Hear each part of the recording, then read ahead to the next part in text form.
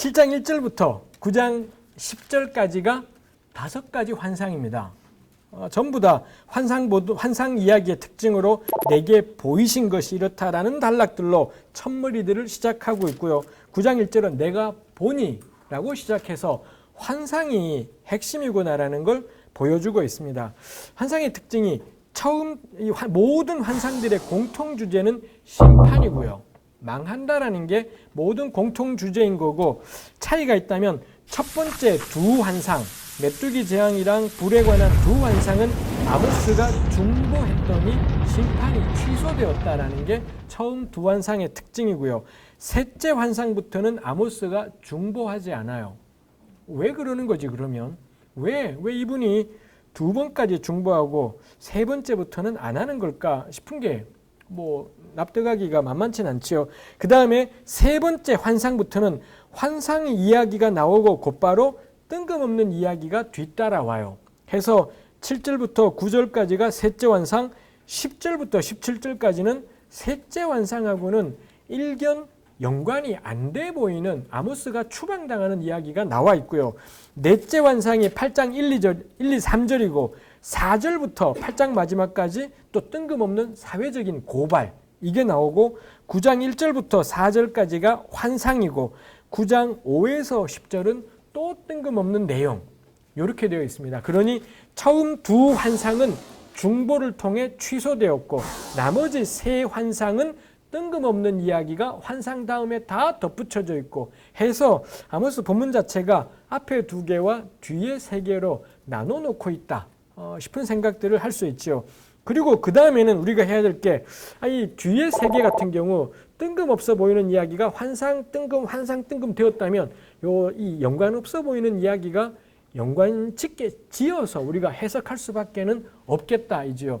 정답이 없어요. 그래서 이걸 다 조각내서 볼 게 아니라 전체로서의 아모스를 볼 거라면 우리 설교자들이나 성경을 공부하는 사람들은 셋째 환상 다음에 왜 이 이야기가 왔을까를 나름대로 생각할 필요가 있겠습니다. 이건 정답이 있는 것이 아니라 나름대로 하여튼 아모스를 배열한 사람은 연관된다라고 생각한 거겠죠. 아닐 수 있어요. 아무 연관 없이 확 뿌렸더니 이렇게 된 것일 수도 있는데 우린 성경을 그렇게 볼 수는 없을 겁니다. 이미 주어진 것은 우린 당연히 앞뒤에 이유가 있으려니 라고 생각을 해야 될 것 같습니다.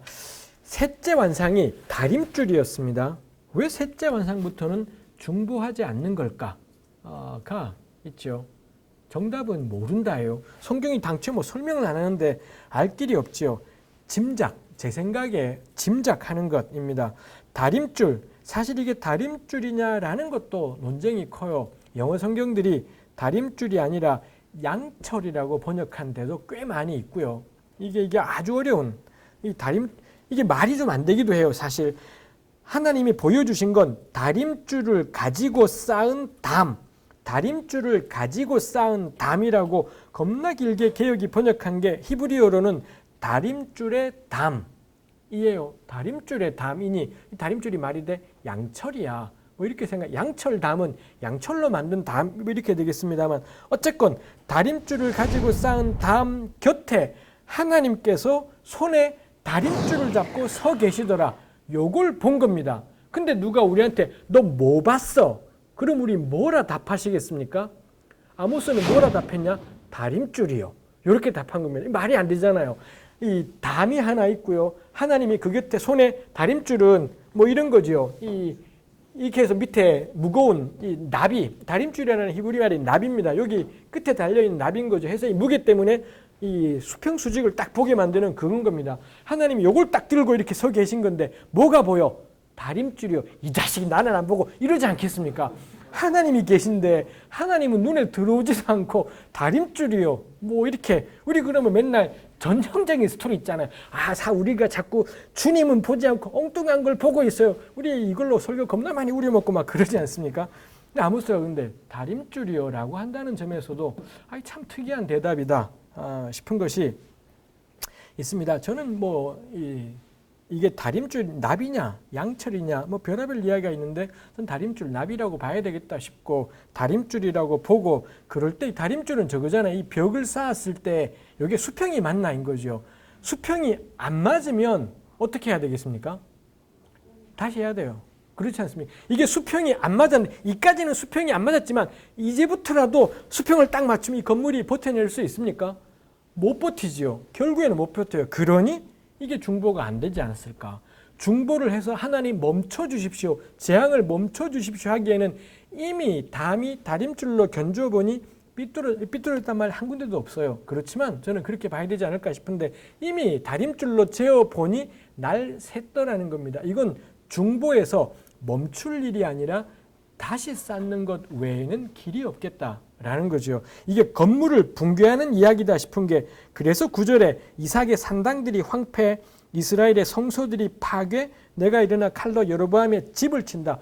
건물 부셔버린다라는 이야기가 나온다라는 점에서도 여기에 쟁점은 건물이겠다 싶고, 건물이라면 다림줄, 수평재는 줄이라 해야 되겠다 싶고, 왜 중보하지 않았을까? 이미 삐뚤어지게 쌓여진 건물이기 때문에 무너뜨리는 것 외에는 회복할 수 있는 길이 전혀 없다라는 게, 그래서 세 번째에 중보가 나타나지 않는 까닭이지 않을까 싶습니다.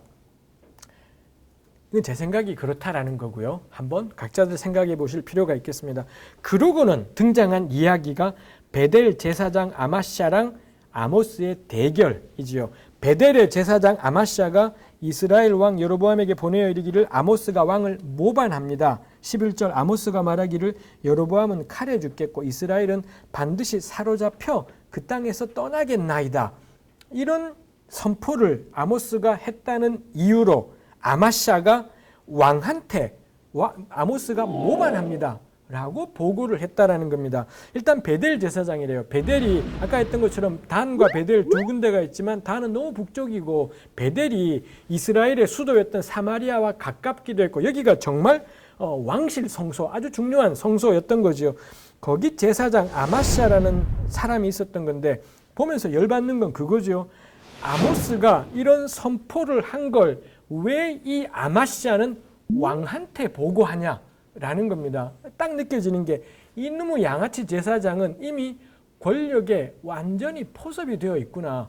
제사장이 존재하는 이유가 뭐냐? 제사장은 여기 제사드리러 백성들이 찾아오지 않습니까?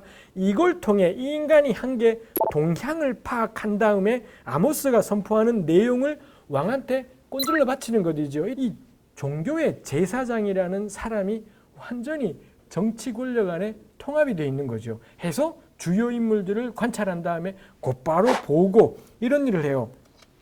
아모스가 여로보암 칼 맞아 죽겠다라고 말한 까닭이 뭔가요? 우리 앞에서 본 것처럼 정의와 공의의 부재이지 않습니까?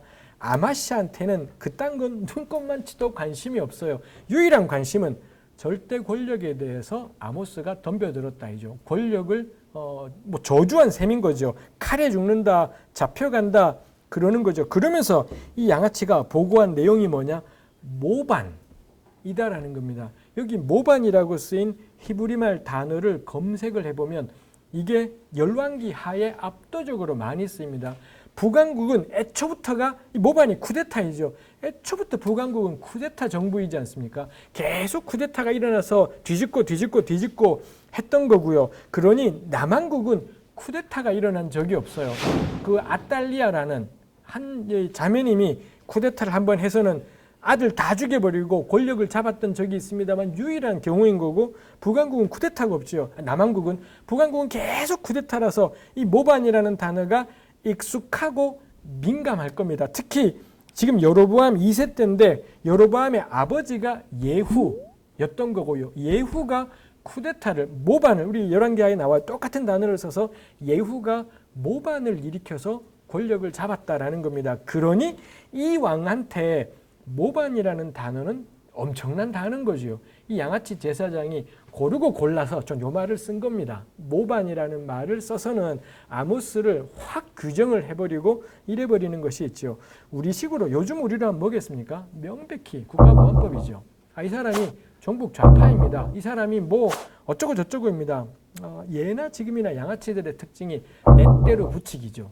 이 권력에 대해 일체 반대에 대해서 렛대로를 딱 붙여가지고서는 이 사람은 모반입니다. 아모스는 아무 모반을 안 하지 않습니까? 오로지 했던 게 정의와 공의가 깨진 현실, 이걸 고발했던 건데 이 아마시아 같은 권력의 하수인이 권력 안으로 완전히 편입된 종교인들이 보기에는 쿠데타로 보이는 이런 것이 있더라라는 거죠. 그러면서 꺼져라. 그러면서 13절에 다시는 베델에서 예언하지 마라. 이는 왕의 성소요 나라의 궁궐이다. 그렇지 않아요. 베델은 온 백성이 하나님께 나가서 제사하는 장소이지 않습니까? 근데 이 양아치는 베델이 왕의 성소라고 생각을 해요. 왕을 지탱해내고 왕을 위해 축복기도하고 왕을 격려하고 아예 그런 곳이다라고 자리매김을 딱 해버린 겁니다. 아모스 보고 모반이라고 말했지만 실제로 완전히 정치에 쏠려버린 양아치가 이 아마시아 같은, 절대로 이 아마시아 같은 작자들의 특징은 그거죠. 절대 설교에서 정치 이야기 하지 않을 겁니다. 정의니 공의니 기껏 정의 공의 이야기 당연히 하지 않을 겁니다. 우리 교회가 똑같이요. 제가 교회를 30년을 다녀도 주일 11시 예배에 정의와 공의에 대해 선포되는 교회 만나본 적이 없어요. 제 평생의 유일한 교회가 제가 지금 다니는 일산은혜교회밖에 없었어요. 제가 설교한 것이 아니었던 한은 저는 늘 답답해요. 성경 찢으시라고. 성경의 사방의 정의와 공인데 곳곳마다 가난한 자를 억압하고 착취하는 현실에 대한 고발이 천진데 뭔 놈의 양아치 교회들이 거기 나오는 만큼이라도 설교는 해줘야 되지 않겠습니까? 근데 온통 설교라는 게 정의와 공의는 말하지도 않고 기껏 말하면 영적으로 말해요. 영적인 정의, 영적인 공의, 이 땅 개구라를 막 치고 막 이렇게 하는 것이 있습니다. 그건 설교이지 않아요. 하나님 말씀을 자기 입맛대로 바꿔버리고 누구보다도 정치적이지요. 이런 말들이 현재 존재하는 권력하고 충돌이 되겠다 싶으니 말을 바꿔버리는, 영이 어쩌고저쩌고 막 하늘이 어쩌고저쩌고 막 구라를 치는 거예요. 누구보다도 정치적이다 보니 이 말들을 각색하고 수식하고 바꾸고 물을 타고 깎아내고 이런 일들이 있습니다. 절대로 거기는 하나님의 교회이지 않다. 말씀을 유린하는 자들이지 그게 무슨 교회이겠습니까? 아마시아가 아모스를 그렇게 생각했나 봅니다. 그래서 12절에 넌 유다 땅으로 도망가서 거기에서나 떡을 먹으며 거기에서나 예언하라. 이분에게 예언자는 그런 겁니다. 돈 받고 괜찮은 소리 해주고 권력을 위해 축복해주고 이게 아마시아의 생각 속에 있는 예언자였던 거죠. 이렇게 이야기를 했을 때 14절에 아모스에 대답 난 선지자도 아니고 선지자의 아들도 아니고 나는 목자고 뽕나무 재배하는 자다. 아마 이 의미하는 건 자기는 직업적인 사역자이지 않았고 선지자가 될 생각도 없었는데 갑자기 자기 삶에 닥쳐온 하나님의 급작스러운 부름, 삶의 단절 이걸 표현하는 게 14절, 15절 말씀의 의미인 거겠습니다. 오로지 자기 말의 권위는 하나님이시다. 이걸 이제 이 아모스가 14, 15에서 이야기하는 것이지요. 그리고는 17절에 겁나 야무지게 대개 아내는 성읍에서 창녀가 될 거고 대개 자녀는 칼마다 죽을 거고 넌 더러운 땅에서 죽을 거다. 이렇게 하여튼 이분도 성질이 어지간한 분이지요. 대놓고 그 앞에다가 파바박 퍼부어버리고 모릅니다만 모든 아모스 주석들이 다 써요. 이러고는 아모스가 추방되었을 거다. 당연히 이 베델에서 막 왕실 성소 근처에서 막 설쳤던 거다 보니 아마 추방되었을 거다 여겨지지. 아모스의 사역 자체는 굉장히 짧은 기간을 사역했을 것이라고 여겨지지요. 요게 세 번째 환상과 나란히 놓여 있어서 독자들로 하여금 납득하게 되는 거죠. 아, 여기 망하겠구나. 이거는 안 되겠구나. 이거는 부셔버리고 새로 만들어야지 안 되겠구나 싶은 생각들을 하게 되죠. 네 번째 환상이 8장에 있습니다. 여름 과일 한 광주리이지요. 여름 과일이 히브리어로 카이츠라는 단어고요. 그 다음에 2절에 내 백성 이스라엘의 끝이라는 단어가 캐츠입니다. 그래서 여름 과일을 보여주시면서 뭐가 보여? 카이츠요. 그랬더니 맞았어. 이스라엘의 캐츠가 이르렀어. 이거 우리 말장난이지 않습니까? 그래서 우리 요즘 대한민국에서는 말장난이 아재 개그로 치부되는 경향이 있습니다. 그렇지 않다. 성경적인 거다 이건. 모든 아재 개그는 성경적이고 뭔가 깊은 뜻이 있는 거다라고 저는 생각을 합니다. 하나님이 이거 하지 않습니까? 이 똑같은 개그를 하나님이 2번 해요. 심지어는 예레미야 1장에도 여름 과일 가지고 거긴 여름 과일이 아니라 살구나무 지켜보다라는 살구나무랑 그걸 가지고 해요. 하나님이 거의 비슷한 개념의 개그를 또 하고 해요. 아재 개그의 본질이죠. 끝없는 반복. 단 한 명이 웃을 때까지 계속, 나머지는 지긋지긋해도 계속 하는 것이죠. 왜 그렇게 하느냐? 하나님을 닮아감이다 싶은 것이 있죠. 끝 이야기를 하더니 8장 4절부터 14절까지 여기에 붙여져 있는 특이한 뜬금없어 보이는 본문들이 나오죠. 그리고는 나오는 게 4절에 가난한 자 삼키고 땅에 힘없는 자를 망하게 하는 자들아 이 말을 들으라 하면서 4절, 5절, 6절 이 2장에 나왔던 것 같은 거의 같은 표현이 나와 있습니다. 뭐 이런 것들이 여기에서 이야기되고 있는 것을 볼 수 있죠. 거기 보면 이 에바를 작게 하고 세계를 크게 한다. 도량형을 속이는 거고요. 그 다음에 월삭과 안식일이 언제 지나서 이걸 보면 이분들이 월삭과 안식일을 지켰다라는 겁니다. 근데 이 욕망 앞에서 종교적인 시스템이라는 게 이 쭈그라드는 거고, 그 다음에 도량형 속이기가 있고, 6절에 은으로 힘 없는 자를 사고 신 한 켤레로 가난한 자를 산다. 사람의 노동력 값이 똥값이 된 거죠. 이거 멀지 않죠. 지금 우리 비정규직 근로자나 하청 근로자, 파견 근로자 다 이 문제이지 않습니까? 기업들이 하청 노동자를 쓰는 유일한 이유가 이 노조에 대한 반대하고 그 다음에 임금 협상을 하지 않기 위해서, 그러기 위해서 도입하는 게 하청과 파견 뭐 이런 제도들이지 않습니까? 요거 아모스 때는 이런 식이었던 거고요. 오늘 이런 식인 거죠. 그 다음에 찌꺼기밀. 찌꺼기밀이 못 먹는 음식이에요. 못 먹는 음식을 이걸 팔아내는 뭐 이런 것들이, 요거 역시 지금도 고스란히 일어나는, 사람이 도저히 사람한테 팔아서는 안 되는 것들을 파는 옥시 같은 이런 것들하고도 뭐 본질적으로 차이가 없지요. 예나 지금은 자본주의가 첨단의 시대인 거고, 아모스 때는 자본주의와는 거리가 먼 이 봉건 세상이지만 이 탐욕은 똑같지요. 어찌되든 간에 최소한의 투자를 통해 어마어마한 수익을 거두고 거기에 인간의 복지와 생존이라는 건 완전히 묵사발이 되어버리는 것이 있습니다. 그게 이 여름 과일 끝 이야기하고서는 등장한 게 이런 이야기들이 있더라이지요. 10절에 가면 너희 절기가 애통으로 너희 모든 노래가 애곡으로 바뀐다. 그 뭐 초막절이니 무교절이니 맥추절이니 그 모든 절기가 장례식 노래 부르는 그런 슬픔의 날로 바뀔 거다 라고 되어 있습니다. 이스라엘이 끝을 맞이하는 이유가 뭐냐? 사회 경제적인 불이더라는 겁니다. 이것 때문에 나라가 망하게 된다 라는 것이 있죠. 우리 이걸 우리 현실에 적용해 보면 우리 정말 큰일 나지 않겠습니까? 우리 교회는 절대 이런 문제를 설교하지 않는데, 전혀 사회경제적인 불의에 대해서 대부분의 교회들은 전혀 설교하지 않는데, 근데 아모스를 보면 이것 때문에 망하지 않습니까? 그럼 교회는 끝장나겠구나.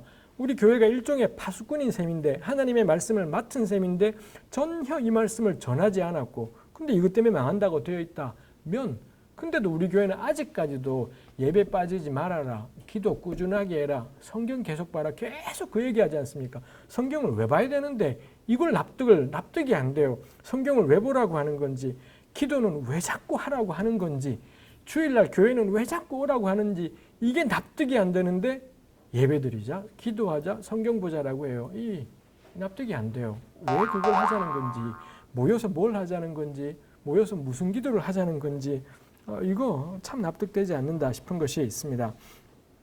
9장의 5번째 환상이 있죠. 내가 보니 주께서 제단 곁에 서서 이르시되 기둥머리를 쳐서 문지방이 움직이게 하고 부서져서 물 위에 머리에 떨어지게 하기. 건물을 붕괴시켜 버리는 거고요. 근데 제단 곁에 서서 이런 말씀을 하시는 걸 볼 때 성전의 붕괴, 어마어마하게 지은 성전들이 붕괴되고 거기 모여서 제사하던 사람들이 깔려 죽게 되는 그런 일들이 이 다섯 번째 환상이죠. 이 참혹한 것이죠. 일반 건물, 이게 일반 건물인지 아닌지 애매하지만 이 하나님이 서 계신 제단하고 여기 기둥머리나 문지방하고 다른 건물인지 같은 건물인지가 애매하다 싶습니다만 저는 이게 성전 붕괴에 대해서 이야기하는 것이지 않을까 싶어요. 실제로 예루살렘 성전이 붕괴했고 그때 예루살렘에 있다 깔려 죽은 사람들이 분명히 있었을 것이겠다 싶은 거죠. 오늘로 치면은 교회의 붕괴가 정말 멋지게 어마어마하게 지은 교회 건물이 폭삭 내려앉아서 예배드리다가 그런 사람들이 있을 수도 있겠다 싶은 아주 두려운 것이 있습니다. 9장 6절까지가 있고요. 9장 7절부터 10절까지가 또 약간의 상관없어 보이는 이야기가 있지요. 이스라엘 자손들아 너희는 내게 구스 같지 않냐? 내가 이스라엘을 애굽 땅에서 블레셋을 갑돌에서 아람 사람을 기르에서 올라오게 하지 아니하였느냐? 굉장한 말씀이지 않습니까? 너나 구스나 뭐가 다른데? 요 이야기가 앞에 나왔잖아요. 1장, 2장의 열방 말씀이 이스라엘이나 열방이나 뭐가 다른데? 이거였던 건데 마지막 부분에 다시 너희랑 구스랑 나한테 무슨 차인데?